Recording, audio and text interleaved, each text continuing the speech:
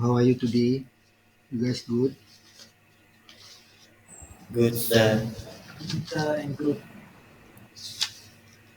So we just got a very recent news that our lecturer, Mr. Limpoge, just got his COVID infection today. So it's quite common now to get infected with COVID-19. So yeah, there's nothing new about COVID-19. So if you guys got infected, so please make sure you take care of your health and make sure you take all the medicine that you should take lah. Can you guys hear me? Because I'm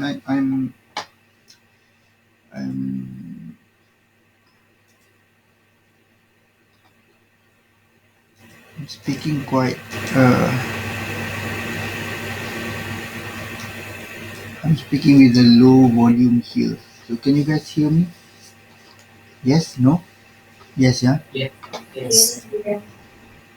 Okay. Uh, First thing first, I'm going to check the attendance for today. Amadi, Hadir, sir. Pratini, Just Olivia, Olivia, Olivia. What happened to this girl? Olivia, yeah. Olivia. Yes, Olivia. Hmm, Olivia. Yes or no? Olivia. Yes, sir. Okay, good. Veronica. Yes, sir. You so.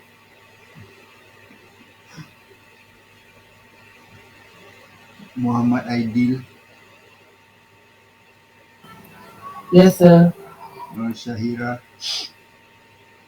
Yes, sir. Anak-anak nenek.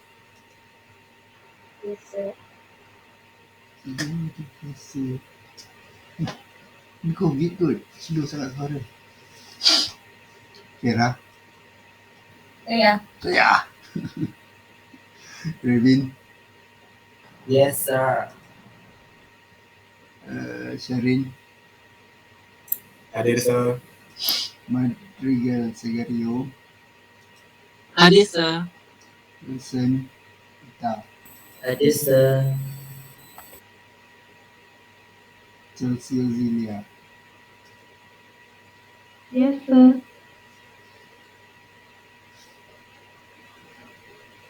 ML Sipang. Yes, sir. ML Sipang, kau pakai apa? Kau pakai telefon? Tak, pakai laptop. Kenapa macam bunyi ni ikut satu rumah dengan kau ni? Saya pakai telefon? Mana PC kau? Mana laptop kau? Ezra Ribka? Gelak pula. Yes, sir. Mana Ezra Ribka? Hadir, sir. Kau pakai phone ke pakai laptop? Laptop, sir. Priscilla? Yes, sir. Priscilla. Priscilla. Tak nampak. Priscilla, put your Sini, hands sir. up. Okay, okay. Pakai laptop ke pakai kau pakai laptop ke pakai telefon ni? Pakai laptop, sir. Betul lah. Muiz, Ada, sir. pakai laptop. Laptop. Krisdayanti. Yes, sir. Mana dia Krisdayanti? Oh, tu dia. Pakai laptop ke pakai ni? Handphone. Pakai laptop. Betul ke? Yes. You go. Audrey, Tiffany. Yes, sir. Mana dia Audrey ni? Selalu bagi suara. Hadir, sir. Sini.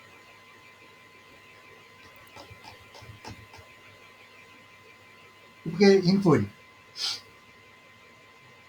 Tak. Betul. Laptop. Konstantia ni pakai phone ni. Hadir, sir. Pakai phone. Iya. Bolehkah? Mana laptop kau? Ada di sini. Tapi kamera dia tidak berfungsi. Ada juga lah. Kau tak ada Webcam laptop? dia. Ada. Kita pinjam laptop kawan kau. Mak kau kerja Tidak apa? ada juga.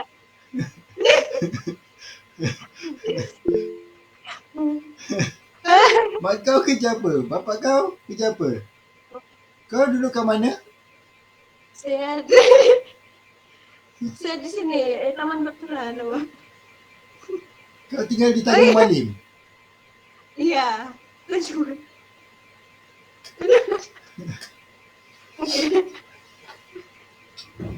Semua ada laptop Siapa tak ada laptop saya nak sedekah. Saya punya laptop. Anastasia?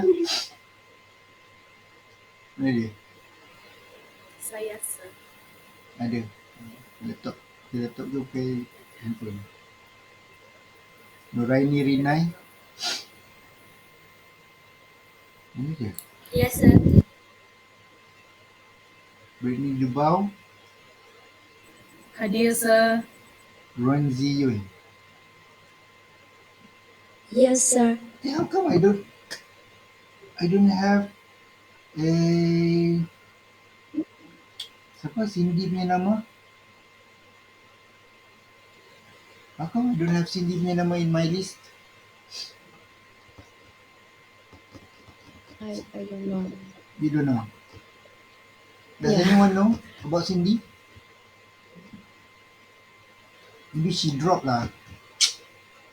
Nama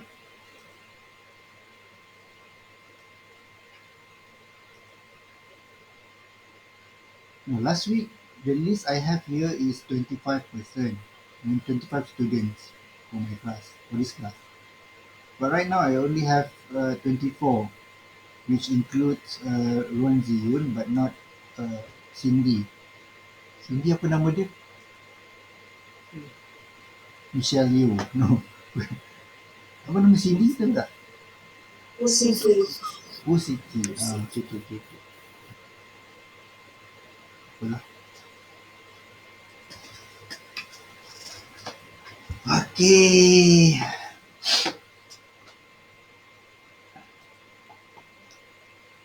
So this week we are going to learn about fieldwork method and technique.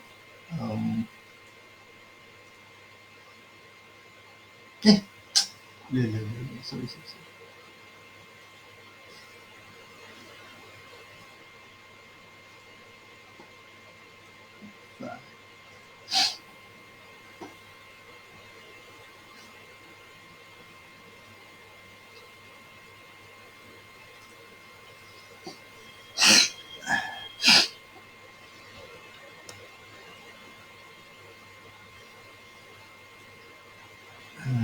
Yeah.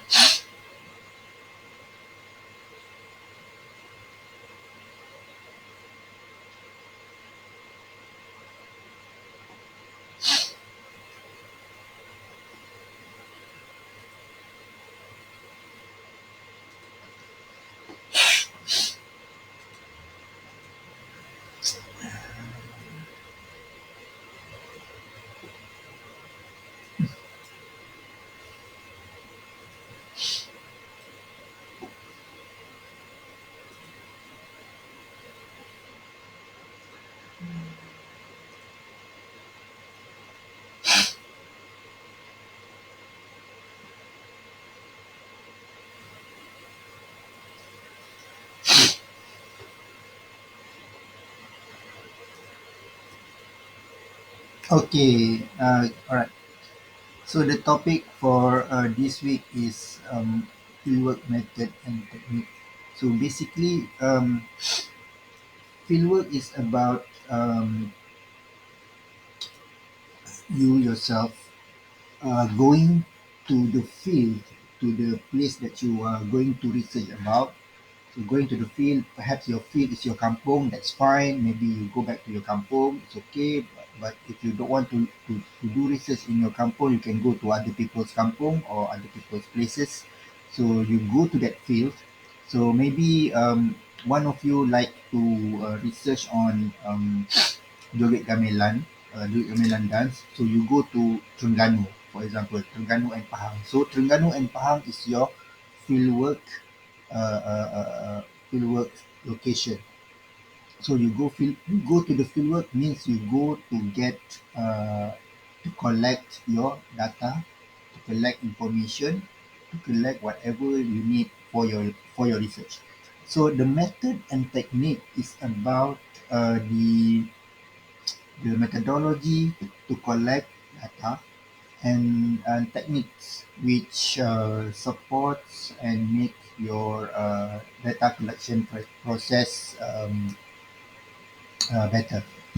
All right. So actually this topic is quite simple, but because maybe you don't uh, you don't really experience the process of collecting data in the field, maybe you cannot really conceptualize and understand the real situation that is supposed to be happening in the field. But anyway, perhaps when you are required to go to the field and collect your data, then only you realize that you should apply this kind of methods when you are conducting your field research. All right. So in anthropology, we basically have um, four common qualitative anthropological data collection methods. So I believe you all have already taken the methodology subject, right? So you all heard about qualitative lah, quantitative lah.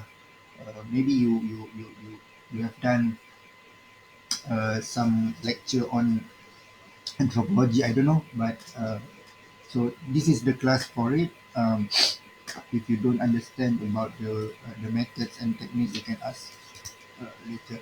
Okay. Anyway, so I highlight over there in the slide. I highlight the word observation and interviews. So these are the most important or significant method that is used by researchers in anthropology field in the anthropology field to collect data. So we observe and we do interviews. Some people when they do research they just observe people. They don't do interview because it depends on their methodology. But in anthropology, it's compulsory for us to observe and interview. We cannot just observe without interview, or we cannot just interview without observation. For some people, they just like like a reporter, like a reporter when they cover certain news in like say war in Ukraine and Russia right now. So they don't have to go to Ukraine, for example. They can only call people over there using telephone and whatnot. Call people over there, interview people, and put down their findings in their reports. That's fine, but that's for uh, a reporter, but not anthropology. And anthropologists should go to the field, observe the people, and conduct interviews to get a deeper understanding of whatever subject matter that they are looking at. So for you dancers who are interested in looking at dance or ethnic dance that is performed by people in kampung, in certain part of ritual, for example. So your job is to observe that particular ritual, observe that particular social phenomena or social occasions, observe a dance as performed or as practiced by the people in your fieldwork location. So after you have done some observation, it is imperative. It is very compulsory lah, very important to do, to conduct interviews. So which means you cannot just interview first without even looking at without even observe the the events, the dance events that you are researching. So for example, you you are supposed to look at joget, Malay joget that is performed in the not Malay joget lah, maybe Malay zapin that is performed during the wedding. So the zapin in the wedding, zapin dance that is performed during the wedding is the dance event. So the event itself is the wedding. The social occasion is the wedding. So you are looking at a Zapin dance event that is performed during social occasions called wedding in certain kampung lah, maybe in Johor, maybe in Pahang, or maybe in Perak. So you when you observe uh, the occasions, when you observe the people performing the dance during the wedding, you observe everything. Maybe you record some movements, you take some photos. So after the events, you need to conduct interviews. You need to ask questions because you cannot assume that you understand the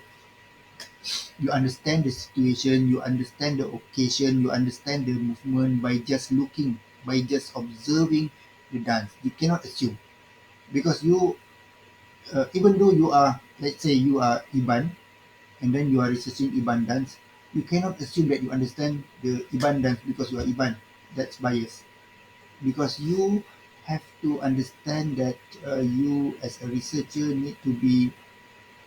uh, uh, need to be neutral and not to be biased by your personal assumption or personal understanding. Yes, you are part of the people, but right now it's the issue of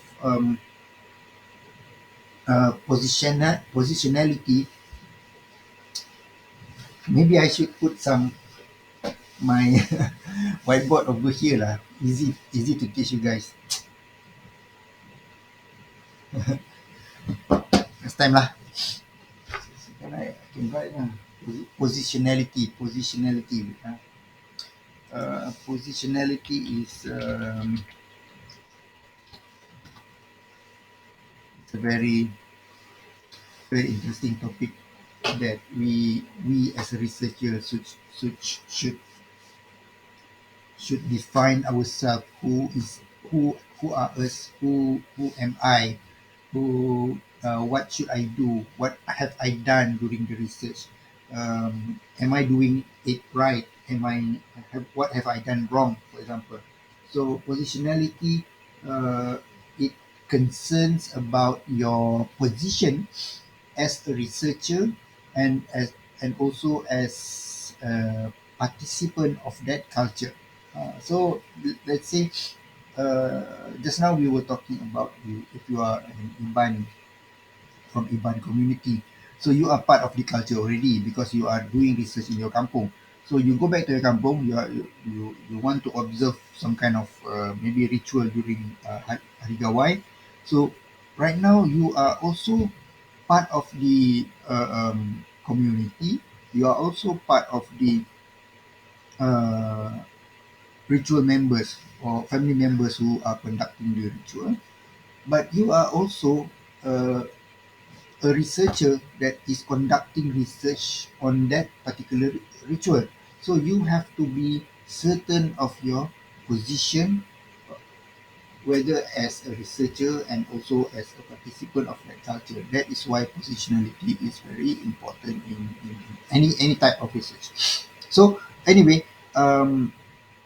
these are the things that is very important during anthropological data collection methods, observation and interviews. The rest are focus group. Focus group is also part of interviews.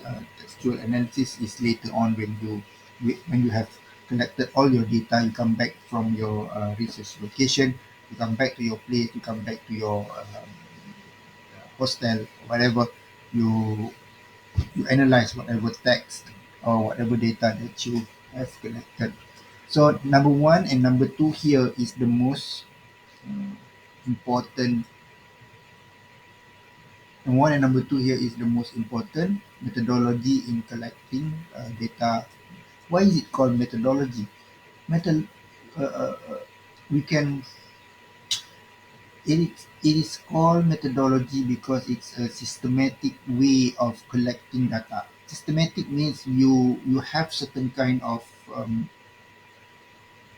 a systematic procedure to collect your data. So that means you have this kind of the list of procedure that you have designed, which includes observation, interviews. So when you have conducted all the procedures, you come back to your original location, you analyze those data, and if you find out that your data is not enough, you go back to the field, you go back to that kampung, and you repeat the same procedures all over again. That means you have you have to be certain on here your methodology before you go back to the field. Perhaps your if you go back to your if you go to your research location and you find that you cannot conduct observation because the ritual has been cancelled, for example, because the wedding has been cancelled, because people got COVID, you cannot observe they perform the dance. Maybe what you can do is just conduct interviews and perhaps in the future you can conduct observation, which means timeline is irrelevant. Methodology is the most important procedure in collecting your data. So that means you need to be certain about what you are going to do in the field, whether you want to collect data through observation or through interview. So in observation, there are two types of observations.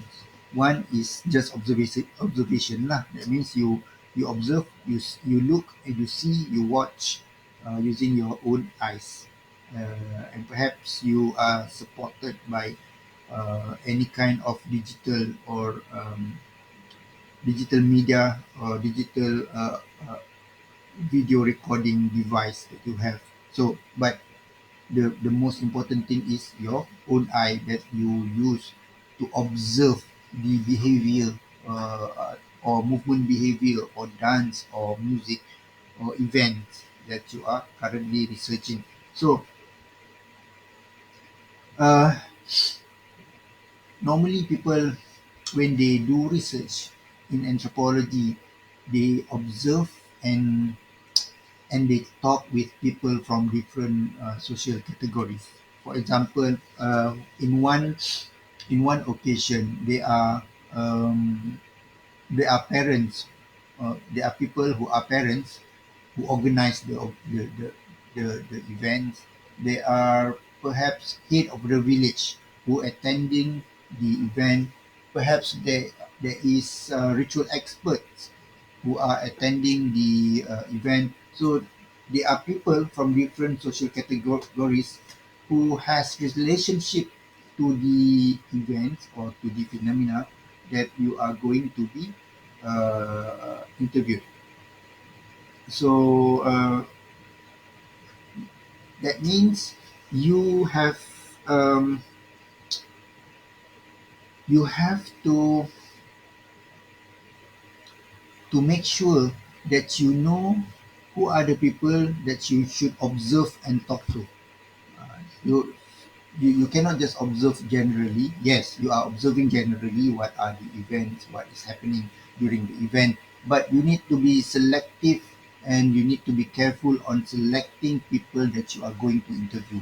Maybe you are going to interview uh, people who perform the dance, maybe only the dancer, the musicians. What about the dance experts who are not performing, who are only watching from far, but they are attending the event, for example? What about uh, musicians who who are just clapping, for example, who are just clapping? They are not playing any kind of instrument, but they are just there clapping.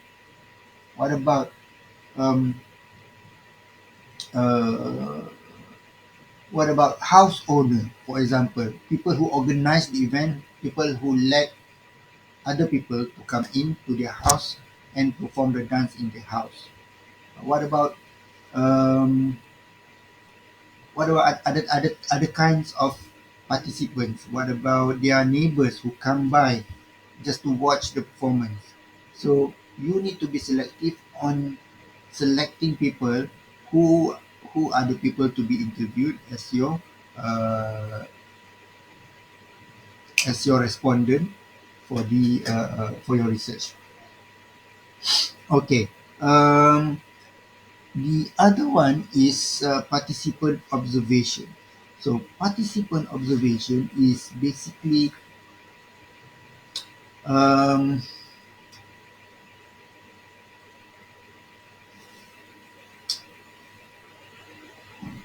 is basically you participate, you observe, and at the same time you participate. For example, here is very easy. You are researching the dance.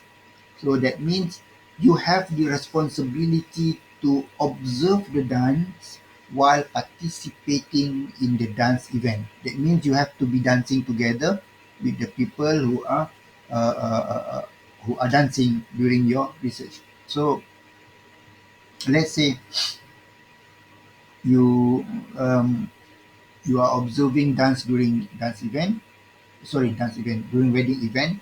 So during that wedding event, you have to be make sure that you participate and you dance together with your respondent or together with your informants during the wedding event. So that is how you get all the unseen data. Unseen data is it's about your affection, your it's all about your feelings during, for example, what are the people's feelings during performing the dance in the wedding? Are they feel sad? Are they happy? They may be not just happy, they are delighted, maybe they are excited. So you don't know the answer by just asking the people. You have to experience the dance during the event. So participant observations, it allows you as a researcher to assess actual behavior in real time. So that means what are the actual behavior in real time? So you assess as the behavior is happening right in front of your eyes. So that means you are dancing and the actual behavior that you are going to observe is happening right in front of your eyes because you are dancing together with the people, not you are sitting from far and only observe the dance from afar. Okay. So here I got another point about participant observation. It is important to ensure that observations that you do observations of any location take place at different times of the day and week to identify patterns and difference. So perhaps just now we were talking about dance in the wedding. So perhaps later on when you do research, you don't just look at one wedding occasion, Perhaps you can look at uh, two or three wedding occasion to see if there are any patterns or differences that is happening on different occasion, sorry, on different location within the same occasion, which is wedding. Okay. uh, Participant observation, any question for now on observation and participant observation? There are other types of research. For example, people who are doing content analysis and not anthropology. Content analysis is very easy. They just get the content, video, DVD, video link from from any type of sources. They just watch the video, watch the content, and analyze the content. They don't have to do participant observation in the field when they are doing fieldwork. So participant observation is very important. But if you don't, if if you are not interested, if you don't like to participate in people's occasion, you don't like to interview people, you are an introvert, you don't like to sit with people who are B40, for example, you you don't have to do this. You don't have to do research using anthropological method. You have to find other types of method that is not involve talking to people like this, interviews, and which does not involve participating yourself in an important or in a social gatherings that is organized by people. So if you don't like this, you just learn about this. You don't have to do research based on this methodology. You have to find other types of methodology which are a lot to choose from. Yeah. Okay. So my advice is do not force yourself to do anthropology. But if you like to converse with people, to talk to people, and you like to participate in any types of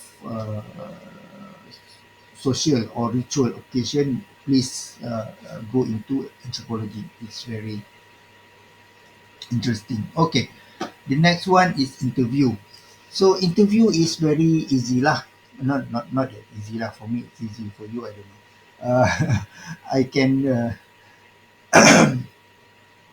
Because interview is very tricky. For some people, you can only do interview for less than 1 hour because they get tired, because they are old and they get tired easily, or maybe they are very important people which do not have time more than 30 minutes for you, so you have to be quick on interview those kind of people. Same goes to old people, uh,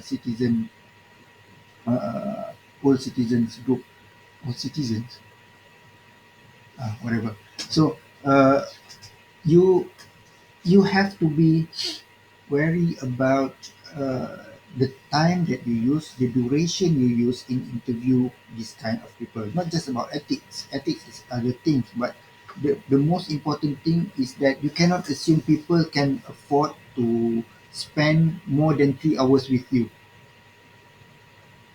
Last 2 weeks, I did my interview with Zapin people in Johor.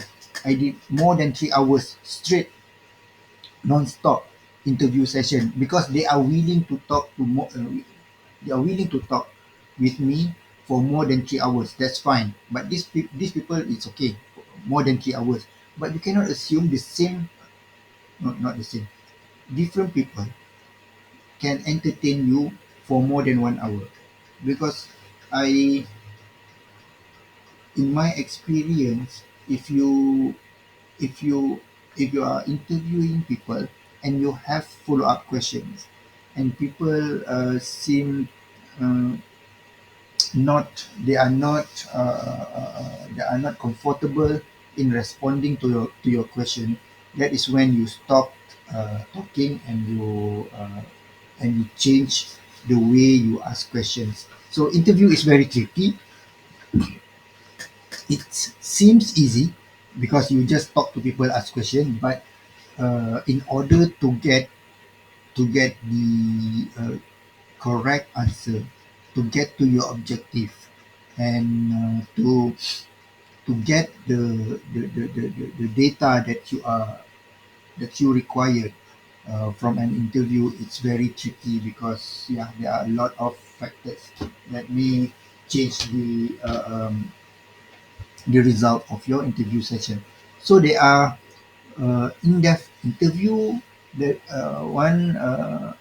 in-depth interview, they develop interview protocol, structured or semi-structured, and last one is contextual inquiry. What is this? So in-depth interviews is the kind of interviews that you use open-ended questions. So you don't ask close-ended question. Close-ended question is like a yes or no question. So do you agree to this? Yes or no. So that is close-ended question lah. So open-ended questions, you aim to capture the mental and experiential world of the informant. So the informant is free to answer whatever they like based on their understanding of your open-ended question. So open-ended question is normally we allow participants or allow the interviewee, the informants, to tell their stories, to and also our responsibility is not to interrupt when they are talking. We allow them to talk about their stories, their experience, and and maybe somehow when you ask a personal question, you don't want them to worry about the details that they are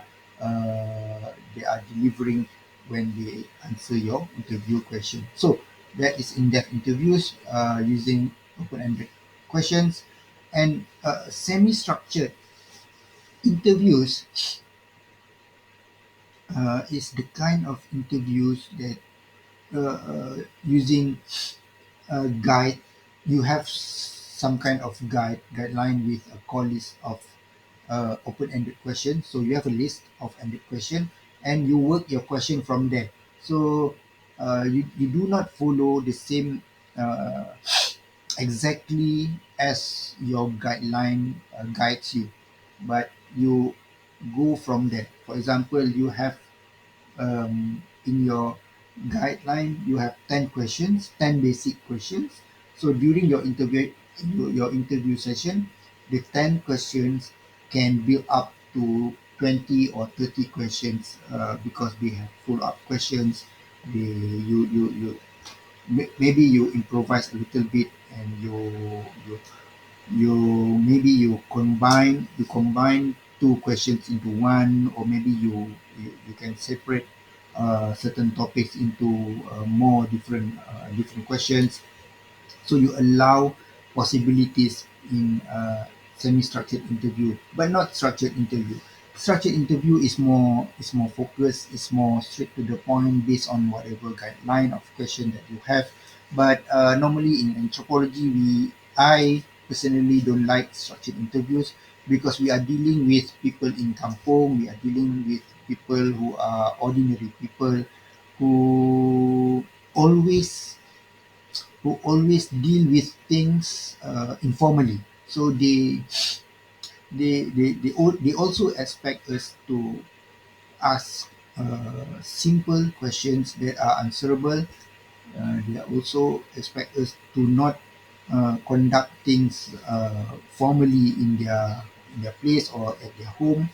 So please be sure whatever techniques that you want to use during your interview session. So for me, in my experience, I have used semi-structured and in-depth interviews.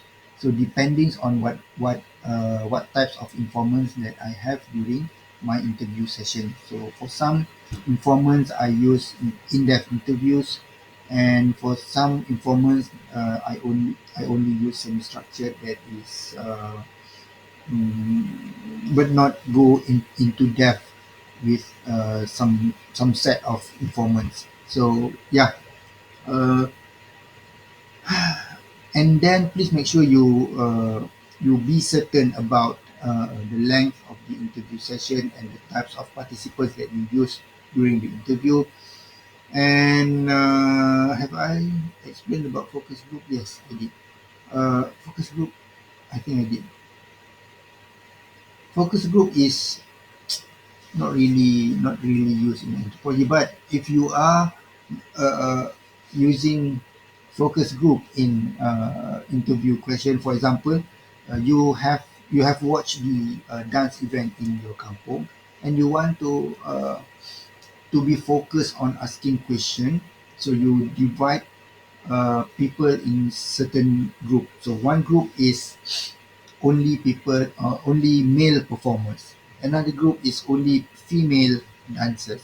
Another group is only observer, only people who observe but not dance together with the dancers.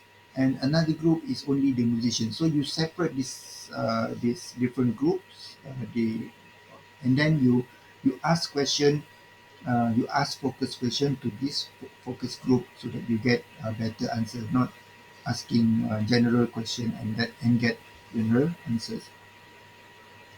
So interview protocol. So you cannot just go to the field and ask people questions. So you need to develop some kind of protocol before you run an interview session. So basically normally you have to be concerned about how long the interviews should take.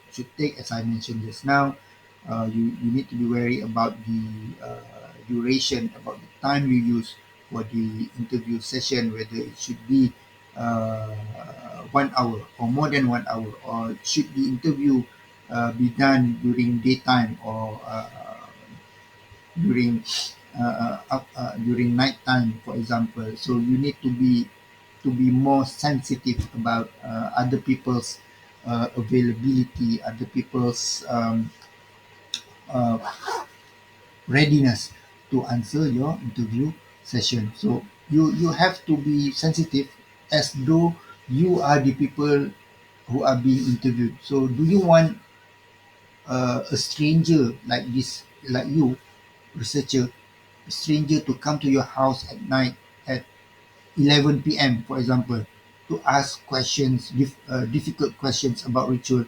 Do you want that? No, you don't want that. So, do you want to spend more than 2 hours under direct sunlight? Will you want that? No. So, if you want to interview people, you have to prepare a good location, a good environment. Uh, you don't want noises or other kinds of interruption to interrupt your interview session. So, what kind of introduction will you use to the interviewee? So normally I do introduction formally. So I need them to understand. So introduction is like, so the purpose of this interview session is to get to know you, and then to get to know about whatever that you are doing during when you are dancing in the dance event that is happening yesterday. That was happened yesterday. So it is a straightforward introduction. So my name is what, and I come here with my friends to get to know you and to get information about you and about the things that you are doing, or you are dancing, or whatever music that you play. So introduction need to be specific so that the interview understand whatever that you need for yourself lah. So if you don't do introduction, you just go. I have one question. No, so people don't.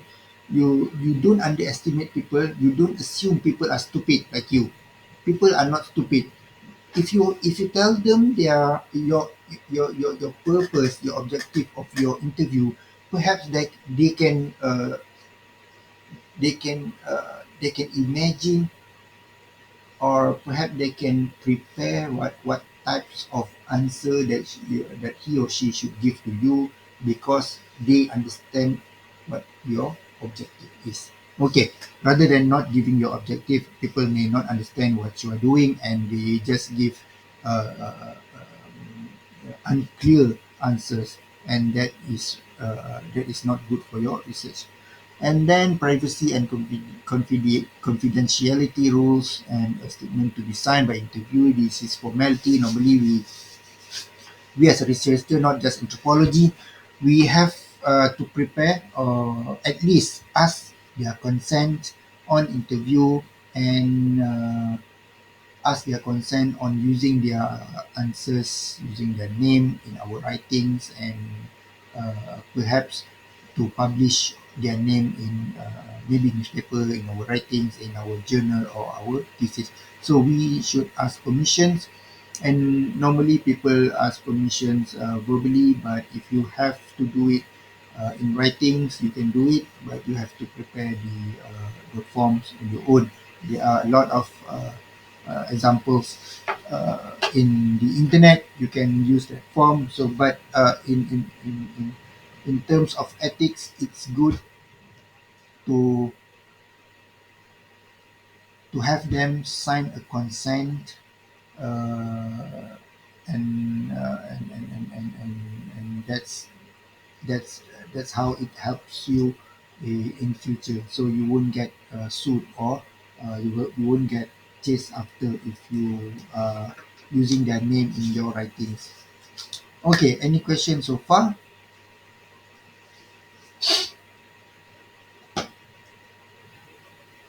For those of you who understand bahasa Melayu, you can also go to my YouTube channel, and you can watch the same lecture in bahasa Melayu. The same lecture was done in 2020, I think, when we had the first PKP for the pandemic. So I did my lecture in. So I just combined my audio lecture and slide, and upload it on YouTube, so people can go over the lecture over and over again to get more understanding. So contextual inquiry, what is it? It is an ethnographic interviewing technique that is used to gather qualitative data about users and their goals. So the interviewer goes to the user and interviews them at the place where the user uses the product or does the work under study. So contextual inquiry. Okay, you imagine, let's say, just now we were talking about you want to uh, interview people who who were dancing at social events, that is wedding, right? So contextual inquiry means you have to ask your interview questions at the place and space where the performers or the informants or the participants of that event, uh, uh, where they have done all the dancing over there. So that means you ask question at the place and space that they perform whatever dance that they have performed. So you don't take them outside of the context. For example, they they were dancing in front of the house, but your interview session happens in your hotel. That means you bring them to your hotel, so you ask question over there in the cafe during coffee.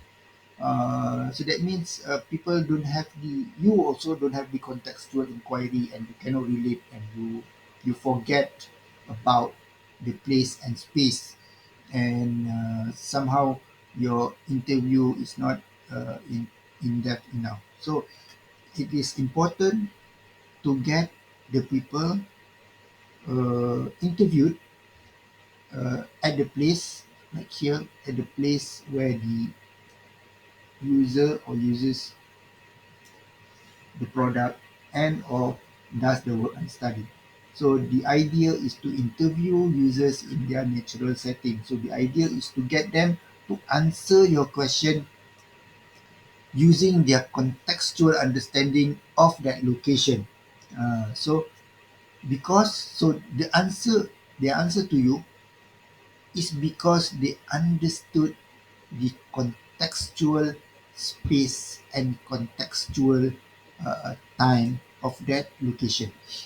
So while they are performing their task, asking them questions about what they are doing and why. So normally when you are attending a wedding event, people are cooking, people are helping each other, people are decorating. So you ask them questions about what they are doing and why. Maybe people are preparing, people are rehearsing before they are performing, and so you ask questions along the way. So observing users as they perform activities and questioning them in their environments can bring important details of the behaviors to light. So that is how contextual inquiry is done. You are taking uh, contextual as an important matters in your inquiry to help and to facilitate your inquiry. All right. The next one is procedures used in in choreographic analysis, which is consultation of secondary sources. So these are the usual thing. You always do this. You get your bibliographies, biographical works, reference books, dictionary, encyclopedias, and addresses articles from magazine, journal, newspaper readings, literature reviews, and reviews articles. So you get all this to get your secondary sources. So when I did my masters, I did a mistake, but it's fine for me. I purposely go to the field without reading, without preparing about the people that understudy. So it's wrong, but I think it's fine with me because I have time. But if you only have 1 year to finish, for example, or if you only have one semester to finish, you cannot go to the field without reading about the people. You cannot go without understanding the culture. You have to do your readings, your full force reading about the people, about the culture, about the place, about what other people write about them. You read as much as you can about the field, about the participant, about their work. So you gain enough information and data before you go to the field. Because in the field, people will tell you different things and people will tell you new information. So from there, you will relate those kind of new information, new things, and new understanding. You relate those information with your previous reading. That is how you are equipped with knowledge, and you perhaps you just go to the field to reconfirm the data or reconfirm the information that you have read from the book before you go to the field. So basically avoid wasting time lah. So people are normally people waste time lah. People go to the field without proper reading. They go to the field and ask people stupid questions. That kind of question should not be asked because they should know the answer from reading. For example, you all orang putih lah. You all orang putih, you go to see orang Melayu and you ask their religion. That is stupid, right? So you go to Malaysia, you are orang putih, you come to Malaysia, you see orang Melayu and you ask their religion. That is stupid. You ask people why they go to the mosque. You ask people why they are fasting in Ramadan. That is stupid. You can just go and find the readings, the suitable reading for this lah, and then only you come to me and ask in-depth question. That is how you develop question. You don't ask stupid questions. You ask meaningful questions to the people that can help you for your understanding in whatever dance that you are understanding. Okay, last one is analysis using special devices. We don't have that kind of device in our faculty, but in other faculties, for example, sports faculty in UPSI and other. other countries, they are using specialized device to analyze motion, analyze body position and all. But this is just for your information. But normally, when you do research, when you record dance movement in research, people before tape recording, video recording, and gadget like mobile phones and all. Before that, they go to the field and they record each and every dance movement that is performed in front of their eyes. So we right now uh, are very fortunate that we have technological device to help us in recording those movements. In the old days, people don't have devices, so they just record. That is why people have unique notation. They use stick figures. Right now you guys learn about Laban notation. So there are other types of notation that is available in other countries, but that's fine. But anyway, the important thing for you to understand is to realize that your gadgets, your phones, and your video recorder can only help you in one way. But to be able to understand the, the real meaning of that situation, of the real experience when you are watching or observing a dance event in front of your eyes what can I say, is is uh, is valuable, invaluable actually. So you cannot compare watching a video from your recording with your experience attending the same event. So your experience is more valuable than your recording. So make sure when you are recording a dance event, don't focus on that recording. Just put on whatever device you have on the tripod, and then you focus yourself experiencing the event as though you are participating the event. So you participate lah, you observe, you participate, you experience, you maybe you dance, maybe you ask questions. So don't just depend on your device to record your, so because it's it's very important for you to experience the events rather than to record the events, because when you experience, you remember, and then you go back to your, maybe your hotel, you take notes and all. So from the notes you can you can contextualize, and you can go from there with your analysis. Okay. Field notes, there is one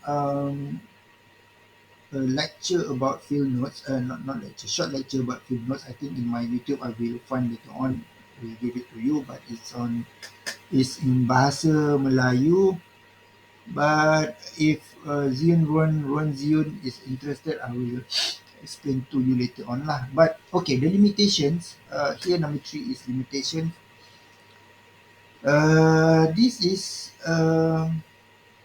this is the kind of limitation that you need to consider when uh, you go to the field. There are limitations like time limitations. For example, you only have 7 days to finish your interviews, to finish your observations. You only have 7 days, and then you have to go back to your university. You have to go back to your campus and go with your analysis. That's time lah. Okay. And then maybe gender limit. In some culture, they don't allow, they don't simply allow women to talk to men. So if you are a lady, if you are a girl, don't just simply talk to a man without their wife permission, for example. So there are certain gender limit that you have to consider when you are in the field. And also there is religious limit. If you are Christians, if you are a Muslim, if you are a non-believer, perhaps you need to respect other people's religion, and you need to be sure what are the limits about other people's religion before you ask questions. And also you don't put yourself into information bias, especially when you are Christian, when you are a Christian and you ask Christian questions to Christian people, there are some kind of information bias, because you already have that kind of information in your body, in your mind, and you ask questions to people and people give answers that is in a way not acceptable by you. So that's how you bring an information bias to the interview session. So uh, try to consider and try to understand that there are limitations that you are going to face during your fieldwork, and, and try to overcome that limitation lah. And also, um, talking about limits, we we have to be more sensitive about the limitations we have within a culture. So people take off shoes before going into the house. People don't shake hands with men and women easily. Don't simply shake hands, and then people don't go to people's house without permission. So there are limits like that. So please be sure and respect people's limits when you are doing your research.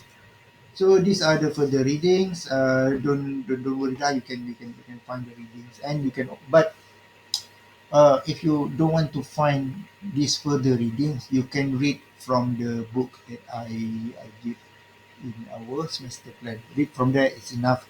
But if you don't read, it won't be enough for you. You will be stupid for the rest of your life. If you want to be a good student, if you want to be a good researcher in the coming semester, you read now. You don't read later, because later on you are busy with your thesis writing, final project lah, other kinds of assignment lah. You read now, because when you read now, you don't understand. You ask me, and I give answers. I don't blame people for being B40. I don't blame people for being stupid. I blame people for being lazy. If you have your kakak, you sell your gelang emas. That's it. Okay. Reading assignment for next week is eating an image. These are a very important concepts in anthropology fieldwork. I hope you read on this, and before you go into detail lah next week. So that's about it. Thank you very much. 1 hour as promised. That's how you do your interview lah with people. You promise 1 hour. You say, okay, uncle, I promise 1 hour only. 1 hour only interview. Okay, see you tonight, 8 o'clock. But 1 hour finish, but your interview question not finished already. So don't do that. If you promise 1 hour, straight to the point. Ask questions, give straight questions, and finish within 1 hour. If you have extra time, that's good. You can ask me questions, or you can go santai, or you can go relax with him, and ask about his families and whatnot. And from there, you can develop a certain kind of affection or good relationship with your informant. Okay. Uh, any more? Is there any question? Not any more question, because